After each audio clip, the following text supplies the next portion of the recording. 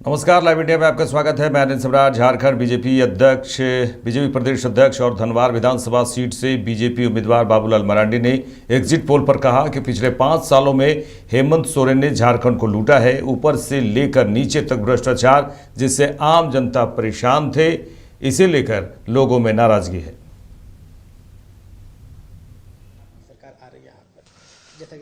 देखिए, पिछले 5 वर्षों तक जो हेमंत सोरेन ने झारखंड को जो लूटा है, ऊपर से लेकर के नीचे तक जो करप्शन है, जिससे आम लोग परेशान थे। कानून व्यवस्था बिगड़ गई है, डेवलपमेंट का काम नहीं हो रहा है। बांग्लादेशी रोहिंग्या मुसलमान घुसपैठ कर रहे हैं, उनको यहाँ नागरिक बना रहे हैं, उनका राशन कार्ड बना रहे हैं, उनके नाम से जमीन जायदाद कर रहे हैं, तो लोगों को गुस्सा है। महाराष्ट्र और झारखंड विधानसभा चुनाव 2024 के एग्जिट पोल पर कांग्रेस नेता राकेश सिन्हा ने कहा कि कोई एग्जिट पोल किसी की सरकार नहीं बनाता, सरकार जनता बनाती है। कोई एग्जिट पोल किसी की सरकार नहीं बनाती, सरकार जनता बनाती है। और इस प्रदेश के युवा, इस प्रदेश के किसान, इस प्रदेश की महिलाएं महागठबंधन सरकार बनाने के लिए ही मत किया था।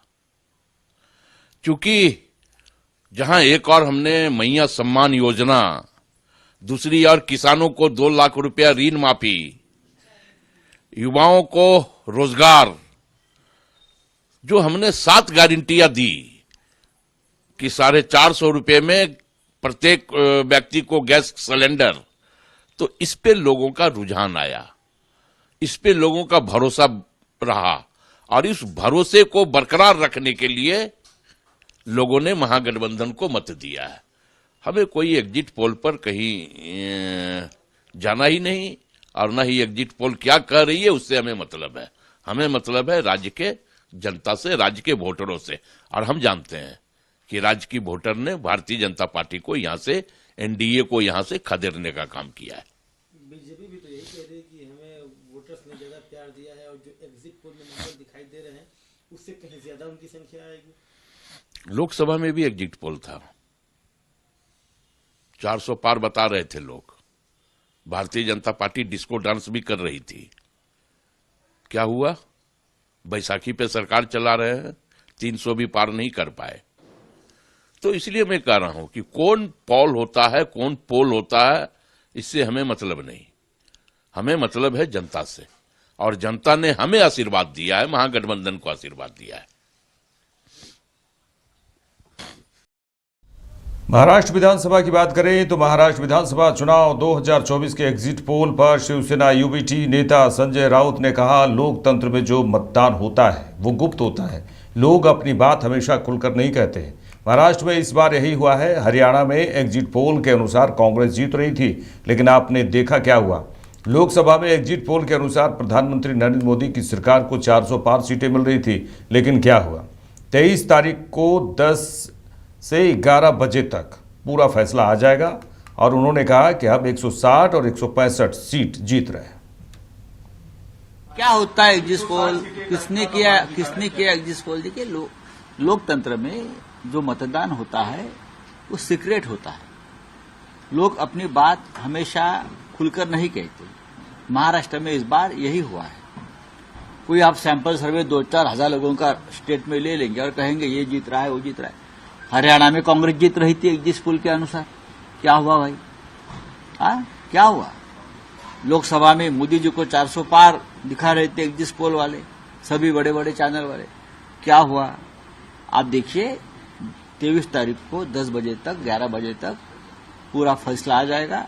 हम 160, 165 सीटें जीत। एग्जिट पोल पर जेएमएम नेता मनोज पांडे ने कहा, बीजेपी ने पिछले बार 65 पार का नारा दिया था। असल में क्या हुआ, लोकसभा चुनाव में उन्होंने 400 पार का नारा दिया, लेकिन असल में कुछ और आया। कई सर्वे के मुताबिक हमें झारखंड में 50 से अधिक सीटें मिल रही है। उन्होंने कहा कि हम एग्जिट पोल पर भरोसा करते हैं। हेमंत सोरेन पर लोगों ने भरोसा जताया है, और हम मजबूत सरकार बनाने जा रहे हैं। लोग हैं, कुछ से कुछ बोलेंगे। लोकसभा के चुनाव में 400 पार का आंकड़ा पहुंचाने के लिए कई एक सर्वे एजेंसियां आपस में ही पूरा एक कंपटीशन था कि कौन ज़्यादा सीटें देता है। वैसी स्थिति में सर्वे एजेंसियों की भूमिका विश्वसनीय नहीं रह जाती हैं, हम लोगों ने देखा है। और जहां तक भाजपा की बात है, 65 पार का नारा भी पिछले बार उन लोगों ने दिया था, हसर क्या हुआ। 400 पार का नारा भी उनका था, हसर क्या हुआ।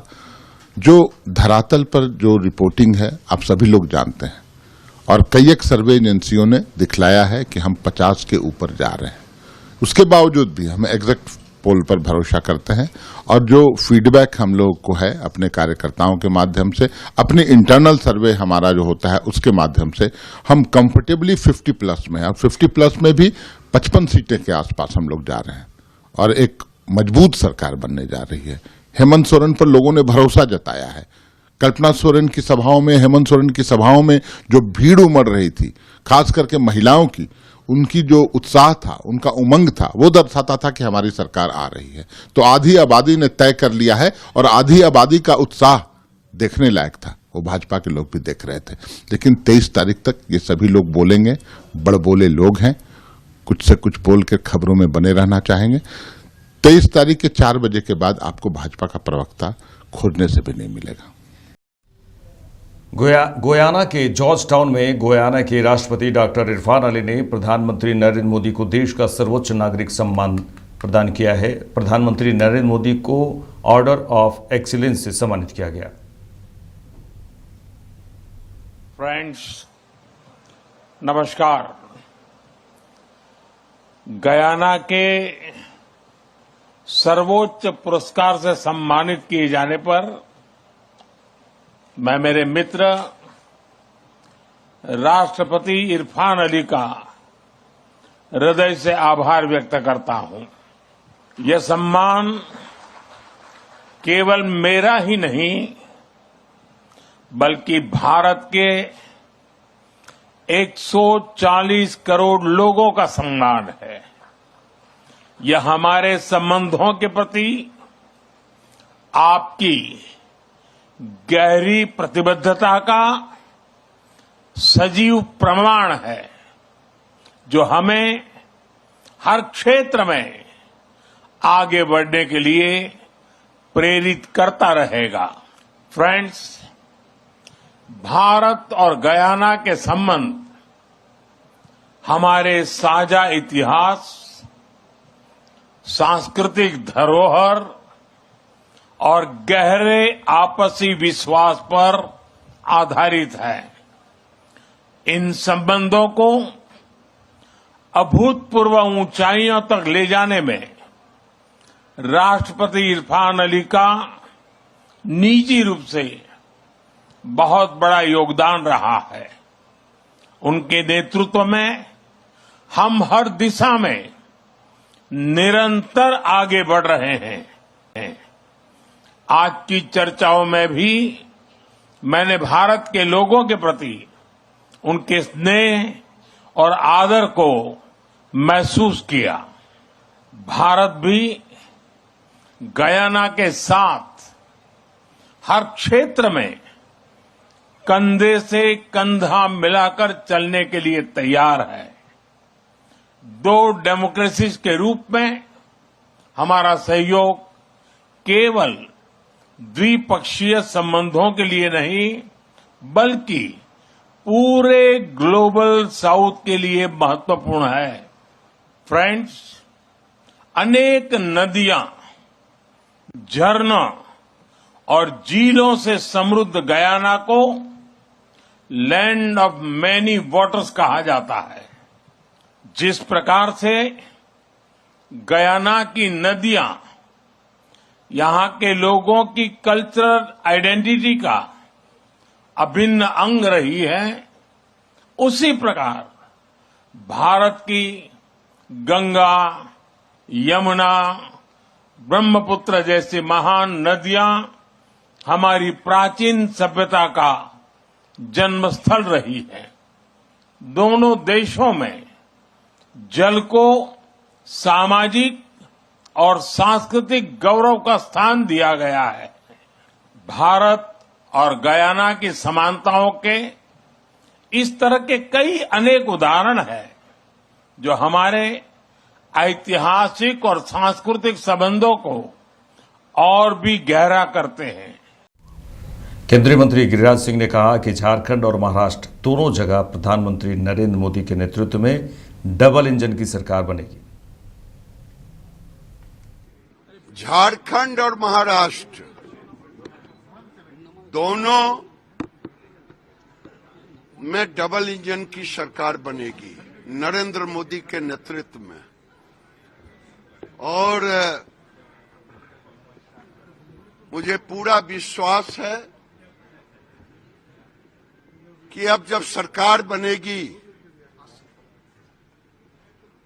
तो झारखंड में बंगाल के रास्ते से जो घुसपैठिए जा रहे हैं उस पर रोक लगाऊंगा, और जब बंगाल में भी सरकार बनेगी सारे घुसपैठिए को निकालूंगा।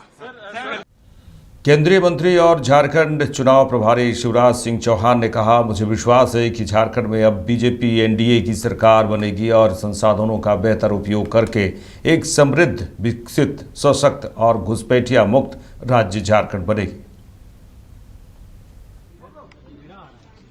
बड़ी मीठी स्मृतियां लेकर जा रहा हूं। ये अद्भुत प्रदेश है। यहाँ की भली और भोली जनता अद्भुत स्नेह और प्यार देती है। संसाधनों से भरपूर झारखंड, यहाँ खनिज संपदा, यहाँ वन संपदा, यहाँ जल संपदा, यहाँ जन संपदा, यहाँ के परिश्रमी लोग, उपजाऊ भूमि, इतना कुछ है कि झारखंड सचमुच में विकास के और प्रगति के नए आयाम छू सकता है। और मुझे विश्वास है कि झारखंड में अब बीजेपी की एनडीए की सरकार बनेगी और संसाधनों का बेहतर उपयोग करके एक समृद्ध, विकसित, सशक्त और घुसपैठिया मुक्त राज्य बनेगा झारखंड। मैं तो आभारी हूं झारखंड की जनता का, यहां के कार्यकर्ताओं का। अद्भुत स्नेह और प्यार यहां मिला है। बस मन में यही भाव है कि प्रधानमंत्री जी के नेतृत्व में और मार्गदर्शन में झारखंड बढ़े, प्रगति करे। ये अमीर धरती है, यहां से गरीबी पूरी तरह से खत्म की जा सकती है। और मैं तो व्यक्तिगत रूप से अंतरात्मा से झारखंड से जुड़ गया हूं, तो कृषि मंत्रालय और ग्रामीण विकास मंत्रालय के माध्यम से भी झारखंड की जनता की जो सेवा हो सकेगी करने का प्रयत्न करेंगे। इस अद्भुत प्रेम के लिए जनता को बारंबार प्रणाम, जोहार, और आप सब मित्रों से भी जो स्नेह, प्रेम और आत्मीयता मिली उसके लिए धन्यवाद। सर, पार्टी ऑफिस में कार्यकर्ता आगे बढ़ेंगे। पटना में केंद्रीय मंत्री मनसुख मंडाविया ने कहा कि बिहार में खेल को बढ़ावा दिया जा रहा है। खेलो इंडिया के साथ कदम से कदम मिलाकर बिहार सरकार ने भी हर ग्रामीण स्तर पर, ब्लॉक स्तर पर और जिला स्तर पर खेल अवसंरचना बनानी शुरू की है। वहीं उन्होंने देश के युवाओं को संदेश देते हुए कहा कि खेल भी आजीविका का एक बेहतर विकल्प है। खेल को बढ़ावा दिया जा रहा है। खेलो इंडिया के साथ कदम से कदम मिला के बिहार सरकार ने भी हर विलेज लेवल पर, ब्लॉक लेवल पर और डिस्ट्रिक्ट लेवल पर स्पोर्ट्स इंफ्रास्ट्रक्चर बनाना चालू करा है। कई ब्लॉक लेवल पर स्पोर्ट्स इंफ्रास्ट्रक्चर बनकर रेडी भी हो चुका है। रग्बी यहाँ का महत्वपूर्ण और पॉपुलर गेम्स है। मैंने देखा जिस तरह से यहाँ के प्लेयर स्पोर्ट्स में रुचि ले रहे हैं, अपनी कैरियर बना रहा है। मैं आज मीडिया के द्वारा देश के यूथ को संदेश देना चाहता हूँ कि स्पोर्ट्स भी एक कैरियर है और हम उसको कैरियर के रूप में ले सकते हैं।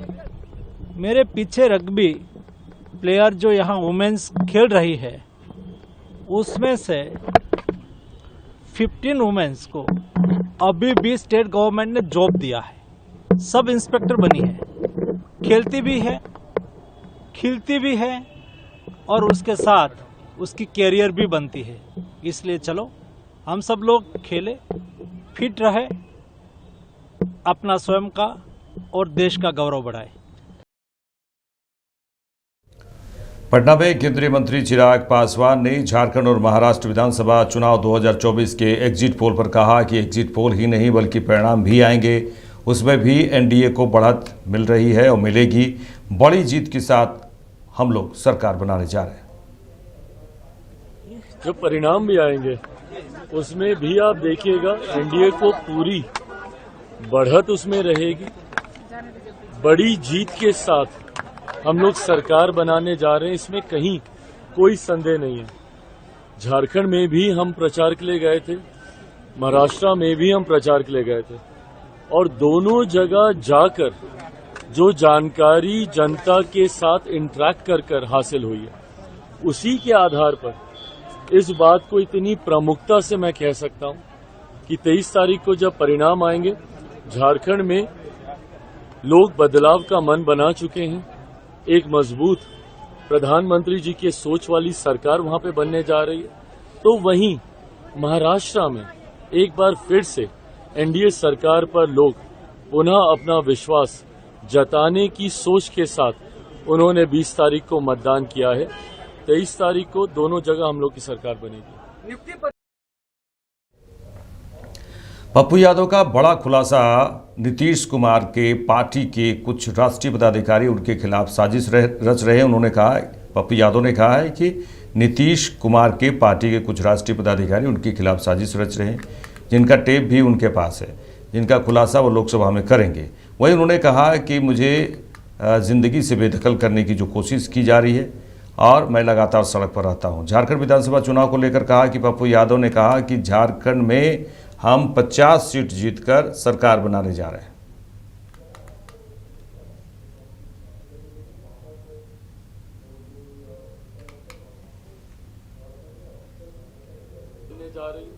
तो वही नफरत पैदा किए गए। मैं खास तौर पर झारखंड के हर जाति की जनता को, जिन्होंने हेमंत सरकार पर दोबारा विश्वास किया, ये ऐतिहासिक क्षण है। आज तक झारखंड में दोबारा सरकार किसी की नहीं बनी थी और ये मुंह खाने पड़े गुंडे लोगों को, बाहर से आने वाले, जो गिद्ध दृष्टि जिनकी थी। हम लोग परिवार बनकर के चुनाव लड़े और मुझे उम्मीद ही नहीं है, हम 50 के लगभग सीट ला करके हम दोबारा सरकार बनाएंगे।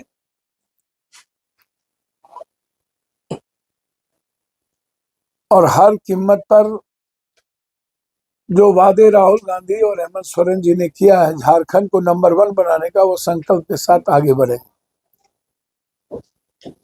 महाराष्ट्र की जनता ने भी जिस तरीके से शरद पवार, राहुल गांधी जी, उद्धव जी पर भरोसा जताया है, उसके लिए इतने नफरत मराठी गुजराती के बीच झगड़ा लगाने के बावजूद भी, इतने नफरत के बावजूद भी, मैं तो साफ कहता हूं, यदि 20 लाख वो ईवीएम कहाँ है जो चोरी हुई थी और 20 ईवीएम को ना बदला जाए, यदि नफरत ना पैदा किया जाए, तो मैं समझता हूं मेरी जो सोच है और पैसे का खेल ना हो तो कभी भी भाजपा चुनाव ना जीते इस देश में। पटना के एक अन्य मार्ग संकल्प में केंद्रीय मंत्री मनसुख मंडाविया ने मुख्यमंत्री नीतीश कुमार से शिष्टाचार मुलाकात की। इस दौरान बिहार के डिप्टी सीएम सम्राट चौधरी भी मौजूद रहे। आपको बता दें कि पटना में एक अन्य मार्ग संकल्प में केंद्रीय मंत्री मनसुख मंडाविया पहुंचे और मुख्यमंत्री नीतीश कुमार से शिष्टाचार मुलाकात की। इस दौरान बिहार के डिप्टी सीएम सम्राट चौधरी भी मौजूद रहे।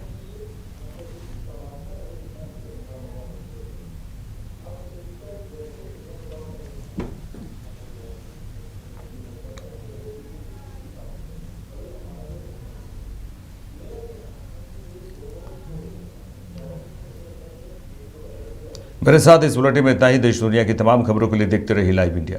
नमस्कार।